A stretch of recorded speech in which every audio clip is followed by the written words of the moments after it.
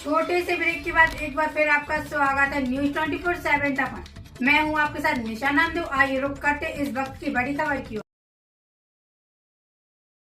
चंद्रपुर शहरवासियों के लिए पानी की कमी को देखते हुए मनपा प्रशासन ने करोड़ों रुपए खर्च कर वर्ष 2017 में अमृत जल योजना शुरू की थी, जिसका कोई फायदा नहीं हुआ।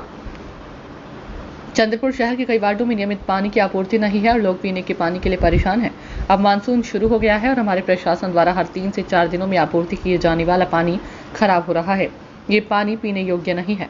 आपूर्ति किए गए पानी का उपयोग करने पर नागरिकों को विभिन्न बीमारियां होने की संभावना से भी इनकार नहीं किया जा सकता। एक तरह से यह देखा जा रहा है कि हमारा नगर निगम प्रशासन नागरिकों के स्वास्थ्य के साथ खिलवाड़ कर रहा है।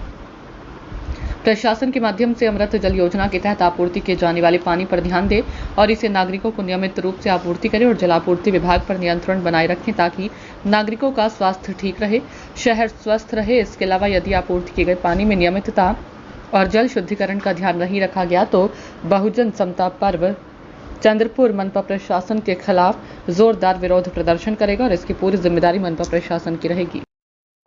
चंद्रपूरच्या पाण्याचा प्रश्न सोडवण्यासाठी केंद्र शासन तसेच राज्य शासन स्तरावर 2017 पासून अमृत जल योजनेचे काम इथे सुरू करण्यात आलेले होते। तर तेव्हापासून आज 7-8 वर्षांमध्ये हे काम 97% झालेलं आहे असं अशासकीय किंवा शासकीयरित्या सांगण्यात येते।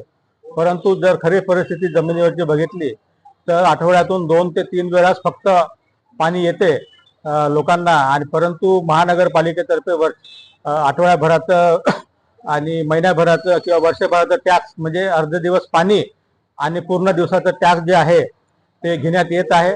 तसेच आता पावसाचे दिवस आहेत आणि या पावसाच्या दिवसामध्ये गढूळ पाण्याची समस्या खास करून स्लम एरियामध्ये एवढी उद्भवलेली आहे की त्याच्यामुळे डायरिया, डिसेंट्री आणि विविध प्रकारचे टायफॉइड आणि विविध प्रकारच्या आजाराचा बिलकुल थैमान माजलेला आहे। आणि मी एक डॉक्टर म्हणून मला या समस्याचं जाण आहे आणि लवकरात लवकर महानगरपालिकेने या गढूळ पाण्याचा जर इलाज केला नाही तर महामारी पसरू शकते।